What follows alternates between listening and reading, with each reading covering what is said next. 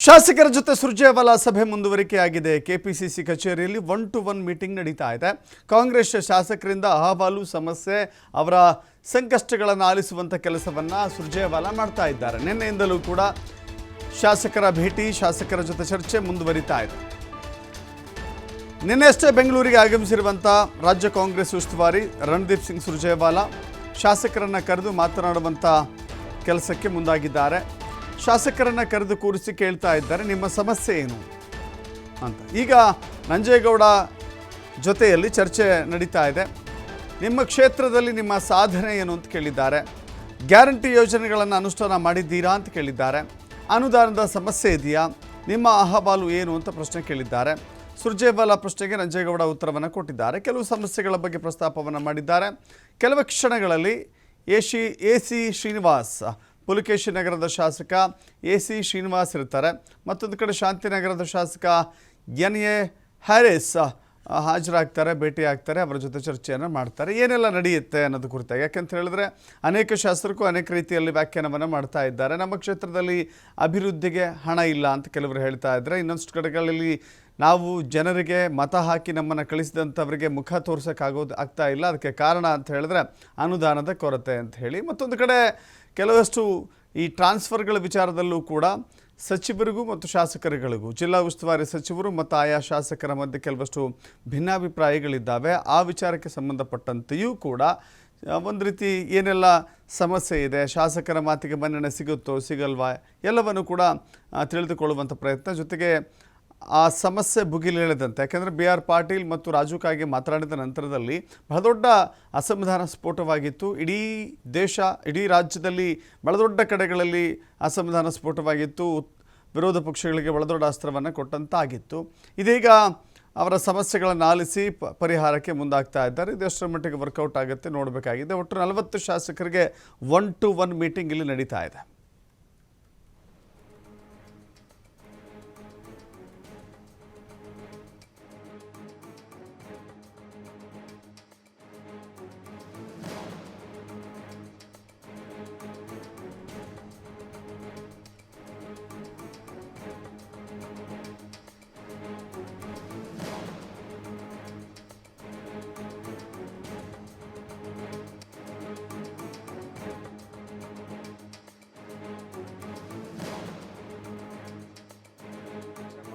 ಅಂತ ಹೇಳಿದ್ದಾರೆ.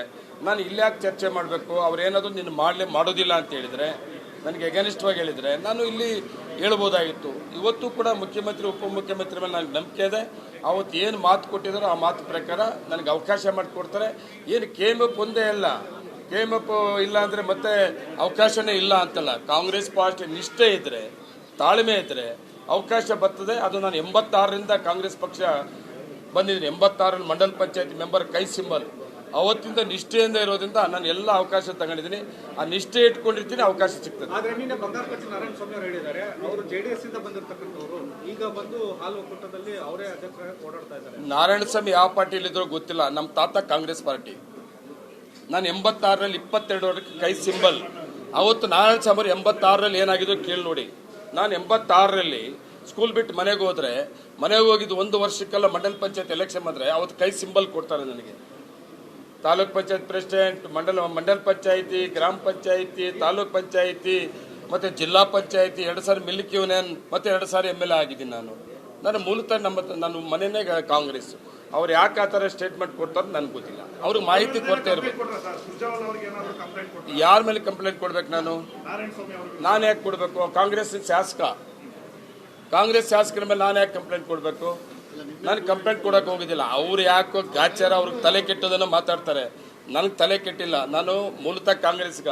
ಒಬ್ಬ ಕಾಂಗ್ರೆಸ್ ಕಾರ್ಯಕರ್ತ ತಪ್ಪು ಮಾಡಿದ್ರು, ಒಬ್ಬ ಕಾಂಗ್ರೆಸ್ ಮುಖಂಡ ತಪ್ಪು ಮಾಡಿದ್ರು, ಅದನ್ನು ನಾನು ಒಳಗಡೆ ಇಟ್ಕೊತೀನಿ.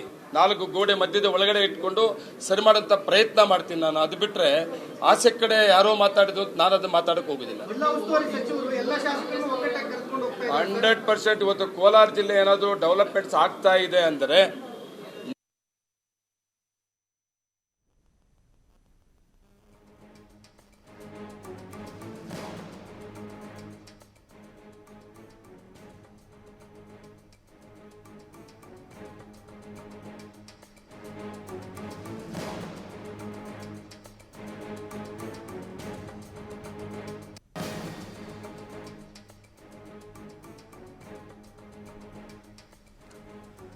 ಎಸ್, ಮತ್ತಷ್ಟು ಮಾಹಿತಿ ನಮ್ಮ ಪ್ರತಿನಿಧಿ ಶಿವಕುಮಾರ್ ನೀಡ್ತಾರೆ. ಶಿವಕುಮಾರ್, ಗಮನಿಸ್ತಾ ಇದ್ದೀವಿ ಜಿಲ್ಲಾ ಉಸ್ತುವಾರಿ ಸಚಿವರು ಹಾಗೂ ಶಾಸಕರ ಮಧ್ಯೆ ಇರುವಂಥ ಅಸಮಾಧಾನ ಒಂದೆರಡಲ್ಲ, ಕನಿಷ್ಠ ಪಟ್ಟಿ ಮಾಡಿದ್ರೆ ಒಂದು 8ರಿಂದ 10 ಜಿಲ್ಲೆಗಳಲ್ಲೂ ಕೂಡ ಉಸ್ತುವಾರಿ ಸಚಿವರು ಕೆಲ ಶಾಸಕರ ಮಧ್ಯೆ ಹೊಂದಾಣಿಕೆ ಕೊರತೆ ಕಾಣಿಸುತ್ತೆ. ಅದರಲ್ಲೂ ಕೋಲಾರದಲ್ಲಿ ಬೈರತಿ ಸುರೇಶ್ ವಿರುದ್ಧ ನಾರಾಯಣಸ್ವಾಮಿ ಮಾತನಾಡಿದರು. ಇದೀಗ ನಾರಾಯಣಸ್ವಾಮಿಯ ಹೇಳಿಕೆಗೆ ಟಕ್ಕರ್ ಕೊಡುವ ರೀತಿಯಲ್ಲಿ ನಂಜೇಗೌಡ ಮಾತನಾಡ್ತಾ ಇದ್ದಾರೆ. ಈ ವಿಷಯಗಳು ಕೂಡ ಬಹಳ ಪ್ರಾಮುಖ್ಯತೆಯನ್ನು ಪಡೆದುಕೊಳ್ಳುತ್ತೆ.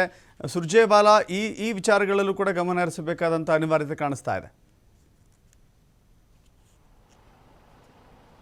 ಸಹಜವಾಗಿ ದಶರಥ್, ಯಾಕೆಂದರೆ ನಿನ್ನೆಯಿಂದಲೂ ಕೂಡ ರಾಜ್ಯ ಉಸ್ತುವಾರಿ ಆಗಿರುವಂಥ ರಣದೀಪ್ ಸಿಂಗ್ ಸುರ್ಜೇವಾಲಾ ಅವರು ಶಾಸಕರ ಜೊತೆ ಸಭೆಯನ್ನು ಮಾಡ್ತಾ ಇದ್ದಾರೆ. ನಿನ್ನೆ 8 ಜನ ಶಾಸಕರಿಗೆ ಸಮಯವನ್ನು ಕೊಟ್ಟಿದ್ರು. ಅದರಲ್ಲಿ 7 ಜನ ಶಾಸಕರು ಭಾಗಿಯಾಗಿದ್ರು, ಅವರ ಜೊತೆ ಮಾತುಕತೆಯನ್ನು ನಡೆಸಿದ್ರು. ಇವತ್ತು 20 ಜನ ಶಾಸಕರಿಗೆ ಸಮಯವನ್ನು ಮೀಸಲಿಡಲಾಗಿದೆ. ಈಗಾಗಲೇ ಮೊದಲಿಗೆ ಮಾಲೂರು ಕ್ಷೇತ್ರದ ಶಾಸಕ ನಂಜೇಗೌಡ ಅವ್ರ ಜೊತೆ ಚರ್ಚೆಯನ್ನು ಮಾಡಿದ್ದಾರೆ. ಆನಂತರದಲ್ಲಿ ಯಾರಿಸು ಹಾಗೆಯೇ ಪುಲಕೇಶಿ ನಗರದ ಶಾಸಕರ ಜೊತೆ ಕೂಡ ಸುರ್ಜೇವಾಲಾ ಈಗ ಮಾತುಕತೆಯನ್ನು ಮಾಡ್ತಾ ಇದ್ದಾರೆ. ಸೊ ಒಂದು ಕಡೆ ಏನು ಶಾಸಕರು ಅಸಮಾಧಾನವನ್ನು ಅವರು ಹಾಕಿದ್ರು, ಅದರ ಬಗ್ಗೆನೇ ಪ್ರಶ್ನೆಗಳನ್ನು ಹಾಕಿ ಸುರ್ಜೇವಾಲಾ ಅವರಿಂದ ಮಾಹಿತಿ ಪಡೆಯುವಂತ ಒಂದು ಪ್ರಯತ್ನವನ್ನು ಮಾಡ್ತಾ ಇದ್ದಾರೆ. ನಿನ್ನೆ ಬಂಗಾರಪೇಟೆ ಶಾಸಕ ನಾರಾಯಣಸ್ವಾಮಿ ಅವರು ಬೈರತಿ ಸುರೇಶ್ ಅವರ ವಿರುದ್ಧವಾಗಿ ಕೆಲವು ಆರೋಪಗಳನ್ನು ಕೂಡ ಸುರ್ಜೇವಾಲಾ ಅವರ ಮುಂದೆ ಇಟ್ಟಿದ್ದಾರೆ. ಸರಿಯಾಗಿ ಸಹಕಾರವನ್ನು ಕೊಡ್ತಾ ಇಲ್ಲ, ಭೇಟಿಗೆ ಸಮಯವನ್ನು ಕೊಡೋದಿಲ್ಲ, ನಮ್ಮ ಕ್ಷೇತ್ರಕ್ಕೆ ಸಂಬಂಧಪಟ್ಟಂತೆ ಅವರು ಯೋಜನೆಗಳಿಗೆ ಸರಿಯಾಗಿ ಸಹಿಗಳನ್ನು ಹಾಕೋದಿಲ್ಲ ಅನ್ನುವಂಥ ಆರೋಪಗಳನ್ನು ಅವರು ಮಾಡಿದ್ರು. ಆದರೆ ಇದೀಗ ಅದೇ ಕೋಲಾರ ಜಿಲ್ಲೆಯ ಮಾಲೂರು ಶಾಸಕರಾಗಿರುವಂಥ ನಂಜೇಗೌಡ ಅವರು ಕೂಡ ಸುರ್ಜೇವಾಲಾ ಅವರನ್ನ ಭೇಟಿ ಮಾಡಿದ್ದಾರೆ. ಅವರು ಬೈರತಿ ಸುರೇಶ್ ಅವರು ಜಿಲ್ಲಾ ಉಸ್ತುವಾರಿ ಸಚಿವರಾಗಿರೋದ್ರಿಂದ ಹೆಚ್ಚಿನ ಅನುದಾನ ನನಗೆ ಸಿಗ್ತಾ ಇದೆ, ಸುಮಾರು ನನ್ನ ಕ್ಷೇತ್ರಕ್ಕೆ 2200 ಕೋಟಿ ರೂಪಾಯಿಗಳನ್ನು ಅವರು ಬಿಡುಗಡೆ ಮಾಡಿಕೊಟ್ಟಿದ್ದಾರೆ. ಹಾಗಾಗಿ ಜಿಲ್ಲಾ ಉಸ್ತುವಾರಿ ಸಚಿವರು ಸಂಪೂರ್ಣವಾಗಿ ಎಲ್ಲ ಶಾಸಕರಿಗೂ ಕೂಡ ಸಹಕಾರವನ್ನು ಕೊಡ್ತಾ ಇದ್ದಾರೆ, ಅದರಲ್ಲಿ ಯಾವುದೇ ತಪ್ಪಿಲ್ಲ ಅಂತೇಳಿ ಅವರ ಪರವಾಗಿ ಮಾತನಾಡಿದ್ದಾರೆ. ಆದರೆ KGF ಶಾಸಕಿ ರೂಪಾ ಶಶಿಧರ್ ಹಾಗೆ ಬಂಗಾರಪೇಟೆ ಶಾಸಕ ನಾರಾಯಣಸ್ವಾಮಿ ಇಬ್ರು ಕೂಡ ಬೈರತಿ ಸುರೇಶ್ ಅವರ ವಿರುದ್ಧ ನಿನ್ನೆ ಆರೋಪಗಳನ್ನು ಮಾಡಿದ್ರು. ಸುರ್ಜೇವಾಲಾ ಅವರ ಮುಂದೆ ಕೂಡ ಕೆಲವು ಸಮಸ್ಯೆಗಳನ್ನ ಪ್ರಸ್ತಾಪ ಮಾಡಿದ್ರು.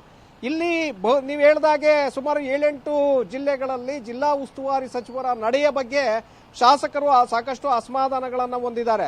ಈಗ ಸುರ್ಜೇವಾಲಾ ಅವರು ಅವಕಾಶವನ್ನು ಮಾಡಿಕೊಟ್ಟಿರೋದ್ರಿಂದ ಯಾರಿಗೆಲ್ಲ ಶಾಸಕರಿಗೆ ಅವಕಾಶ ಸಿಗುತ್ತೆ ಅವರೆಲ್ಲರೂ ಕೂಡ ಸಚಿವರ ನಡೆಯಿಂದ ಸಚಿವರು ತಮಗೆ ಸಹಕಾರವನ್ನು ಕೊಡ್ತಾ ಇದ್ದಾರೆ, ಹೇಗೆ ವರ್ಗಾವಣೆ ವಿಚಾರದಲ್ಲಿ ಪತ್ರಗಳಿಗೆ ಅವರು ಕಿಮ್ಮತ್ತನ್ನು ಕೊಡ್ತಾ ಇದ್ದಾರೆ, ಯೋಜನೆಗಳಿಗೆ ಸಂಬಂಧಪಟ್ಟಂತೆ ಅನುದಾನಕ್ಕೆ ಸಂಬಂಧಪಟ್ಟಂತೆ ಅವರು ಏನಾದರೂ ಅಲ್ಲಿ ನಕರ ಮಾಡ್ತಾ ಇದ್ದಾರಾ, ಇದರ ಬಗ್ಗೆ ಕೂಡ ಸಂಪೂರ್ಣವಾದಂಥ ಮಾಹಿತಿಗಳನ್ನು ಸುರ್ಜೇವಾಲಾ ಅವರ ಮುಂದೆ ಇಡ್ತಾ ಇದ್ದಾರೆ. ಸುರ್ಜೇವಾಲಾ ಎಲ್ಲವನ್ನೂ ಕೂಡ ನೋಟ್ ಮಾಡ್ಕೊಳ್ತಾ ಇದ್ದಾರೆ. ಏನೇನು ಶಾಸಕರು ಹೇಳ್ತಾ ಇದ್ದಾರೆ, ಅಭಿಪ್ರಾಯಗಳನ್ನು ಹೊರಹಾಕ್ತಾ ಇದ್ದಾರೆ, ಸಮಸ್ಯೆಗಳ ಬಗ್ಗೆ ಮತ್ತೆ ಸಚಿವರ ನಡೆಯ ಬಗ್ಗೆ, ಮುಖ್ಯಮಂತ್ರಿಗಳು ಹಾಗೆ ಉಪಮುಖ್ಯಮಂತ್ರಿಗಳ ನಡೆಯ ಬಗ್ಗೆ ಏನು ಪ್ರಸ್ತಾಪವನ್ನು ಮಾಡ್ತಾ ಇದ್ದಾರೆ ಅದರ ಸಂಪೂರ್ಣವಾದಂಥ ಮಾಹಿತಿಗಳನ್ನು ಕೂಡ ಅವರು ನೋಟ್ ಮಾಡ್ಕೊಳ್ತಾ ಇದ್ದಾರೆ. ನಾಳೆ ಕೂಡ 20 ಜನ ಶಾಸಕರ ಜೊತೆ ಸಭೆಯನ್ನ ಮಾಡ್ತಾ ಇದ್ದಾರೆ. ನಂತರದಲ್ಲಿ ಅವರು ಹೈಕಮಾಂಡ್ಗೆ ವರದಿಯನ್ನ ಕೊಡ್ತಾರೆ. ಹೈಕಮಾಂಡ್ಗೆ ವರದಿಯನ್ನ ಕೊಟ್ಟ ನಂತರ ಅದನ್ನ ಆಧರಿಸಿ ಸಮಸ್ಯೆಗಳಿಗೆ ಪರಿಹಾರವನ್ನ ಯಾವ ರೀತಿಯಾಗಿ ಮಾಡಬೇಕು ಅನ್ನುವಂಥ ನಿರ್ಧಾರವನ್ನ ಹೈಕಮಾಂಡ್ ತೆಗೆದುಕೊಳ್ಳುತ್ತೆ. Dasharath. Yes, thank you Shivakumar ನಿಮ್ಮೆಲ್ಲ ಮಾಹಿತಿಗೆ.